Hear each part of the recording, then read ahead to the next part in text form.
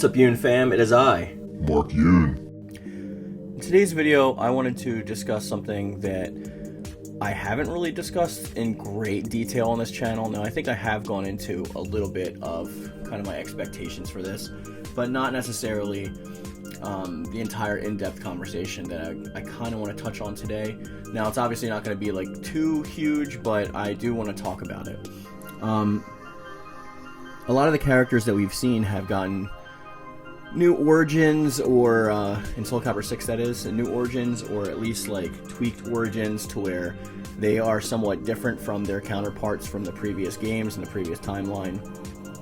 A lot of these things either have to do with changing their previous timeline, or it has to do with altering it. Changes being like Hwang, where now he has gone to undergo this training in this mystical art of using talismans and whatnot. And we can see these for future characters, I'm sure, as well.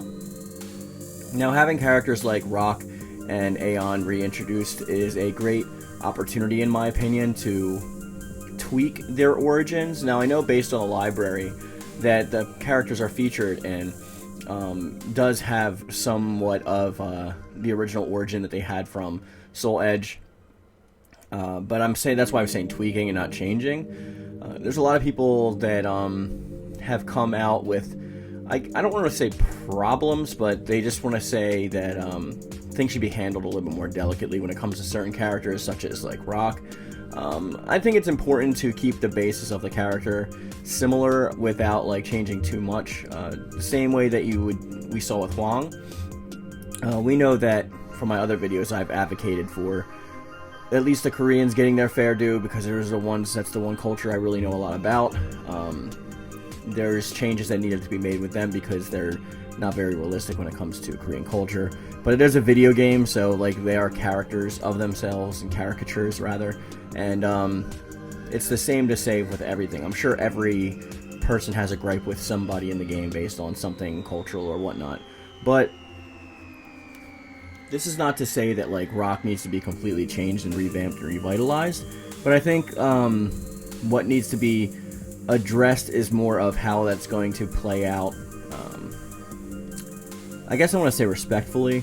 So Rock, as we know, what we've seen from the lore, is a orphan that's a Europeaner who boards this ship and comes to the New World, and he really likes or is intrigued by the natives, the indigenous people of the Americas, and emulates them to a point because he wants to join their society, but they're afraid of him because he is different from them. And it's the same old story with like new cultures meeting each other. There's a lot of like tribalism and xenophobia, whatever, but they fear him because he's unrecognizable towards them. So he stays back, watches them, mimics them, and kind of in like a Master Splinter from Ninja Turtles type of way takes on their characteristics. So while he is not native, he emulates them to a degree where he wants to actually use their strengths as his own. So he takes on this kind of persona of this like wild berserker that like travels throughout the land. And he actually takes on Bangu, who is an orphan native, under his wing, and takes him on almost as his son, pseudo-adopting him kind of style.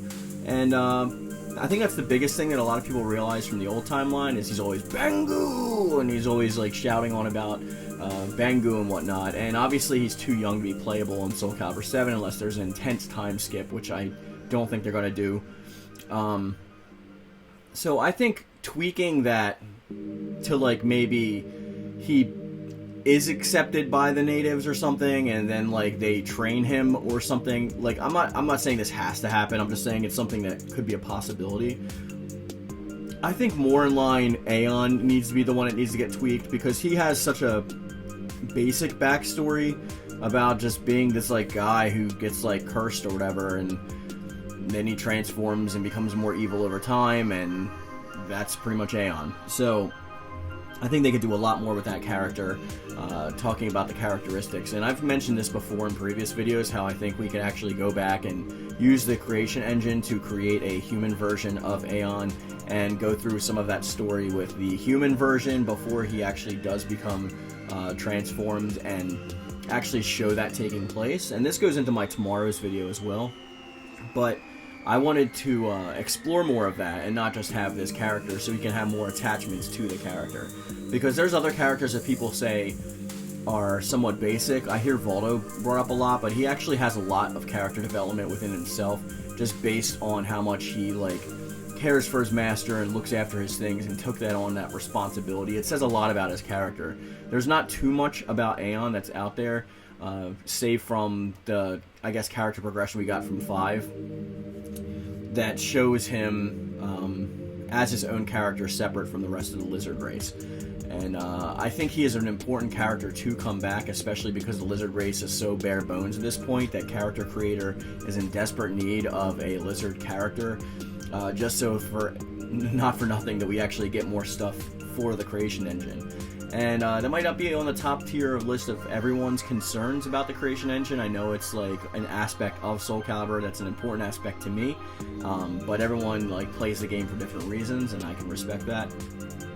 But I think that if we take the characters and we change them in such a way that we did with Hwang, or alter their histories, like for me, Setsuko was like a prime example of like how that worked out, because it followed the same basis of like what her traditional origins were, but it added enough to actually give context to things that we didn't necessarily add context to before, and tweaked and changes things so slightly here and there that it almost feels like a brand new Setsuko, because now we understand the reasons for the attitude she holds and the position that she tries to protect, and her feelings, and you know, it was expanded so much that now people have a greater understanding and a greater connection to the character, making playing as her more of a personal thing when you're actually using that character. I know I've used Setsuko more since she's come out here than I have in any previous iteration of Soul Calibur. I was never really a huge Setsuko fan. The style was always very, very precise for creating something, and like for me personally, I use create a character a lot. There's not many people that I can recreate using her style. I did enjoy, like, I guess it was Alpha Patroclus' style, which is similar to hers. I forget which one's the sword and which one is the like, whatever. I'm sure someone will correct me in the comment section. But hers was a prime example of adjusting her origins and making me more invested in the character as a whole overall. And I really hope they do this with these new characters that may or may not come out for Season 3, or at least like the new characters that are introduced in Soul Calibur 7, or further singular DLC, however else they want to do that and introduce these characters. I just think that if we tweak and we modify their origins just enough so that we can get in touch with them more on a personal level, then it would make the gameplay more enjoyable for me personally, and I know some others feel the same way.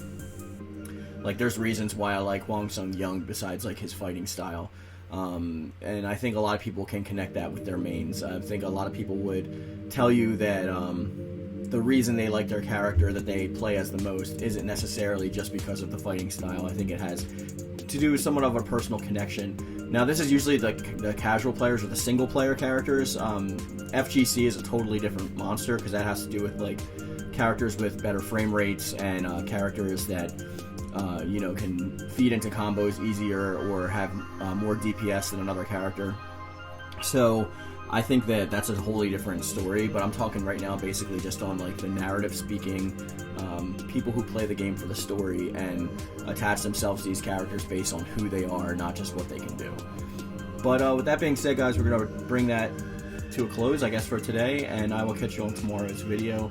As always, there's links in the description box I'd like you to check out. Please subscribe to the channel if you're interested in the content that I provide. And with that being said, I love it. Thank you. And thank you.